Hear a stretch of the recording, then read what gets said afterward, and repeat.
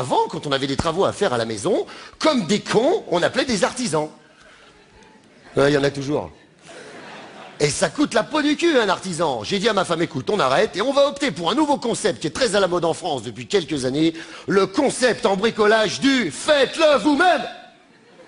Oui, faites tout vous-même. Bon, attention, faites-le mal, mais faites-le vous-même. Avant, quand on avait des travaux à faire à la maison, eh bien, comme des cons, on appelait un artisan. Et ça coûte la peau du cul, un artisan. Alors je dis à ma femme, on va arrêter. Et on va opter pour un concept qui est très à la mode en France depuis quelques années, le concept en bricolage du faites-le vous-même. Faites-le mal, mais faites-le vous-même. Avec des outils de professionnels. Donc on avait décidé de refaire l'appartement avec ma femme et mes enfants. Et on a dit, on va aller chez Casto. Parce que chez Casto, il y a tout ce qu'il faut. Et puis il y a surtout tout ce qu'il ne faut pas. Il y a un bordel, on ne trouve jamais rien. Donc, à l'entrée du magasin, je distribue les sifflets, dispersion générale. Oui, ne regardez pas comme ça, c'est une technique que j'ai inventée. Alors, je vais être le seul à le faire, hein, parce que sinon... Donc, à l'entrée du magasin, je distribue les sifflets, tout le monde s'arrache, le premier qui trouve les pinceaux, coup de sifflet. On gagne un temps infini. Donc, à l'entrée du magasin, je distribue les sifflets. Moi, j'avais pris le quart nord-est du magasin, on s'était répartis.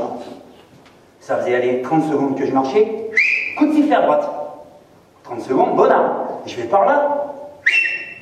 Coup de sifflet à gauche. Oh merde, ils avaient séparé les pinceaux des rouleaux. Comme ça, pour faire chier. Alors je me dirige vers le rayon peinture. Et là, qu'est-ce que je vois? À 6-8 mètres, hein, un vendeur. Libre. Et en plus, du bon rayon. Oh! Alors j'arrive vers lui, je lui saute dessus. Bonjour monsieur, je suis venu acheter une décolleuse. Il me dit, pardon? Une décolleuse? Il m'a dit, monsieur, ça ne se fait plus. Ah bon? Il faut acheter des nouveaux outils. Ah bon? Il faut acheter la cyberdécolleuse à pression atmosphérique digitale à gaz. Ah merde. Eh ben, je ne savais pas. Il me dit, monsieur, cet outil, il va vous changer la vie. Je vais aller plus vite? Non. J'ai pas dit qu'il vous l'arrange, j'ai dit qu'il vous le change. C'est pas pareil. Et j'ai compris plus tard ce qu'il voulait dire, l'autre. Donc on est rentré avec ma femme et cette décolleuse là, et donc on est rentré à la maison et on a attaqué le chantier. Alors ce soir, s'il y a des bricoleurs dans la salle, le chantier, eh ben c'est le mot juste. Donc on a attaqué la tapisserie, vu que j'avais la décolleuse. Alors, j'ai branché la cyberdécolleuse à pression atmosphérique digitale à gaz que l'autre il m'avait vendue là. Donc ça fumait, j'ai branché les bouteilles, ça fumait, ça fumait. Alors je dis aux gamins, planquez-vous derrière Pépé, vous serez à l'abri. Donc, ma femme, elle a décollé la vieille tapisserie, forcément, avec une machine comme ça. Mais avec l'humidité de la plaque, elle a mangé le placo, elle a fourré la brique, et elle est passée chez le voisin. Ouf. Moi, de l'autre côté, je disais, j'arrive plus à l'arrêter, comment on fait, comment on fait? Pépé qui sort de la chambre, barrez-vous, je vais lui mettre un coup de 12. Pépé, qu'est-ce que t'as fait là? 600 €. Ma femme qui revient chez le voisin, elle dit, chérie, t'énerve pas, tu sais ce qu'on va faire? On va coller la tapisserie neuve sur la vieille et comme ça sera bonnard. Pépé, mon temps, en gros, c'est pas comme ça. Pépé, ta gueule. Donc après, on avait acheté une peinture à effet de style. Alors, comment vous dire? C'est un bordel. Alors c'est marqué tel quel sur le pot. Si vous en achetez, vous verrez. Bien lessiver les supports. À peindre, là jusque-là ça va, dans une eau à 22 degrés 4. Avec une lessive non abrasive. Ma femme elle me dit, non ça va chérie, tes supports ils sont propres. Ouais. Ensuite, passer une première fine couche et laisser sécher 2 heures. Ensuite, appliquer une seconde fine couche sur la première. Des fois, il que la seconde, t'ailles la foutre là-bas. Ensuite, alors là, écoutez bien, pour l'effet de style, souffler de bas en haut pendant 20 minutes avec une paille.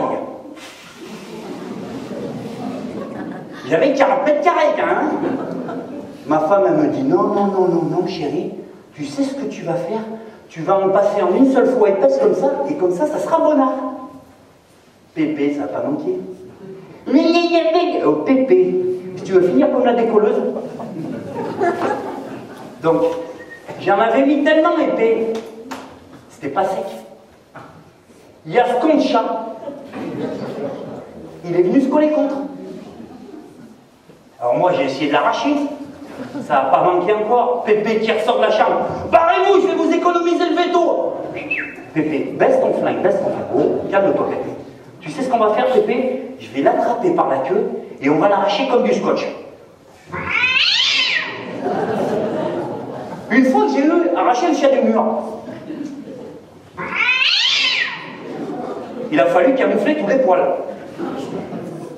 Alors là, j'avais acheté un enduit à l'ancienne d'autrefois. Et là, le vendeur, il avait raison. Pour une fois, dans ma vie, en bricolage, j'ai fait une grosse merde.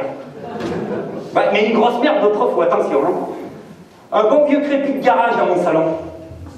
Alors, quand je pense à la journée qu'on a passée entre le matos de Casto, les cartouches de Pépé, le veto pour ce chat, et tous les artisans qui ont défilé dans l'appartement pour réparer toutes nos conneries, hein, eh bien, je vais vous faire une confidence, mesdames et messieurs.